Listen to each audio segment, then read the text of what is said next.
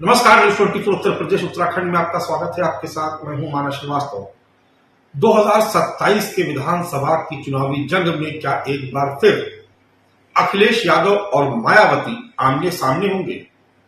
क्या समाजवादी पार्टी और बहुजन समाज पार्टी के बीच दलित मतों को लेकर एक नई सियासी जंग देखने को मिलेगी?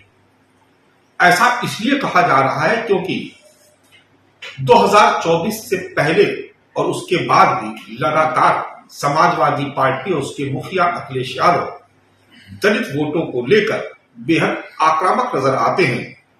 उनका पीडीए का जो फॉर्मूला है उसमें पिछड़ों और अल्पसंख्यकों के साथ दलित भी जुड़ा हुआ है और उसके लिए वो बार बार दलित बिरादरी के तमाम महापुरुषों का नाम भी लेते हैं और उनके नाम पर कार्यक्रम भी आयोजित करते हैं।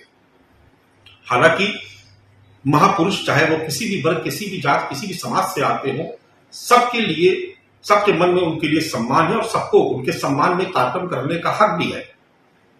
लेकिन राजनीति में बेवजह कुछ भी नहीं होता। इसलिए समाजवादी पार्टी के मुखिया पिछले 3-4 वर्षों से लगातार काशीराम का भी नाम लिया करते हैं।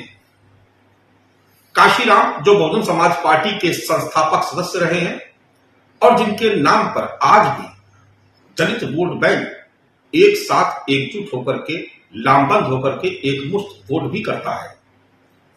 इसका फायदा 2024 के लोकसभा चुनाव में समाजवादी पार्टी अखिलेश यादव और उनकी अगुवाई में इंडिया गठबंधन को भी मिला था उत्तर प्रदेश में, और वो आगे भी इस कार्यक्रम को लगातार करते आ रहे हैं। 15 मार्च को बसपा के संस्थापक और दलित क्रांति के बहुत बड़े महापुरुष के तौर पर जाने जाने वाले काशीराम जी की 92वीं पुण्यतिथि है। इस मौके पर अखिलेश यादव ने ऐलान किया है कि वो इस दिन को पीडीए दिवस के रूप में मनाएंगे। अब मायावती इसी दिन एक बड़े शक्ति प्रदर्शन की तैयारी कर रही है। हमने अभी पहले भी देखा था कि अक्टूबर के महीने में किस तरीके से मायावती ने काशीराम के परिनिर्वाण दिवस पर एक बहुत बड़ी रैली की थी। बड़े लंबे जमाने के बाद वो आक्रामक शैली में अपने विरोधियों पर हमले करते नजर आ रही थी। और अब काशीराम की जयंती पर एक बार फिर मायावती शक्ति प्रदर्शन करने जा रही है, जिसके 2 केंद्र होंगे। एक दिल्ली से सटा जिला है गौतम बुद्ध नगर यानी नोएडा, और दूसरा उत्तर प्रदेश की राजधानी लखनऊ। लखनऊ में करीब करीब 12 मंडल के पार्टी के कार्यकर्ता समर्थक लखनऊ में जुटेंगे। मायावती ने लखनऊ चलो का नारा दिया है। दूसरी तरफ 6 मंडल के कार्यकर्ता यानी पश्चिमी उत्तर प्रदेश के जो 6 मंडल है वहां के लाखों कार्यकर्ता नोएडा में जमा होंगे और दोनों ही स्थानों पर काशीराम का जन्मदिवस मनाया जाएगा।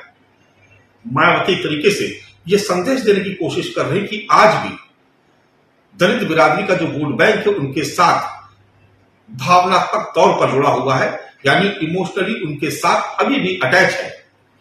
और कोई भी दूसरा सियासी दल वो चाहे कितना भी प्रयास कर ले, दलित वोट बैंक उधर नहीं जाएगा। हालांकि अखिलेश यादव की तरफ से ये प्रयास लगातार जारी है। इसीलिए उन्होंने काशीराम की जयंती पर पीडीए दिवस मनाने का ऐलान किया था, जिसको लेकर के मायावती ने उनको स्टेट गेस्ट हाउस कांड की याद दिलाई थी और कहा था कि इनका पीडीए का फार्मूला हवाई है, फर्जी है।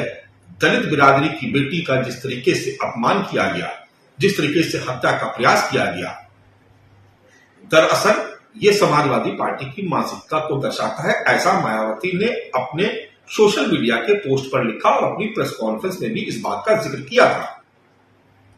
अब यहां समझना बेहद जरूरी है कि दलित वोट बैंक जो 20% से भी ज्यादा है और आमतौर पर एकमुश्त होकर के वोट करता है, उसमें पहली बार 2024 में सेंधमारी देखने को मिली, जिसकी वजह से इंडिया गठबंधन नंबर 1 की पायदान में उत्तर प्रदेश में पहुंचा। और इसी सिलसिले को आगे दोहराना चाहती है समाजवादी पार्टी और इंडिया गठबंधन, जिसमें कांग्रेस भी शामिल है।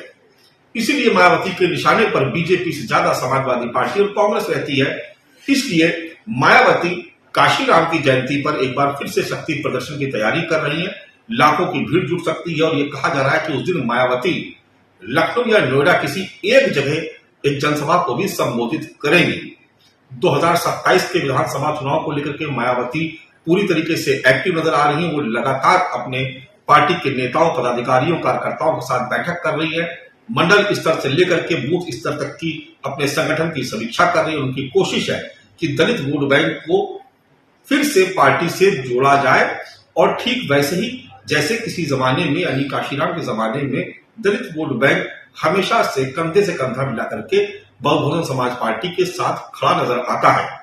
हालांकि मायावती की जो स्ट्रेटजी, जो रणनीति है, जो उनकी स्ट्रेटजी है, वो कुछ इस तरीके की है कि उन्होंने अभी तक कुल अपने 4 प्रभारी बनाया, जिसमें 2 मुस्लिम है, 2 ब्राह्मण है, यानी मुस्लिम और ब्राह्मणों का कॉम्बिनेशन बना करके वो आगे बढ़ने की कोशिश कर रही है और उनको ये उम्मीद है कि दलित वोट बैंक पूरी तरीके से उनके साथ रहेगा। यानी अगर ये इक्वेशन बनती है, यानी सवर्ण जाति में अगर ब्राह्मणों का एक मुश्त वोट उनको मिलता है या दूसरी सवर्ण जातियां भी उनके साथ आती हैं और साथ में दलित वोट बैंक भी आता है, तो निश्चित तौर पर अल्पसंख्यकों को वो अपने पाले में लाने की पूरी कोशिश करेंगे, उसमें कामयाब हो सकती है। ऐसे में अगर वो जातियों का एक गुलदस्ता तैयार करती है तो 2027 में वो अपनी खोई हुई जमीन को फिर से वापस पाने के लिए प्रयास करती नजर आ रही है और उसको हासिल भी कर सकती है। धन्यवाद।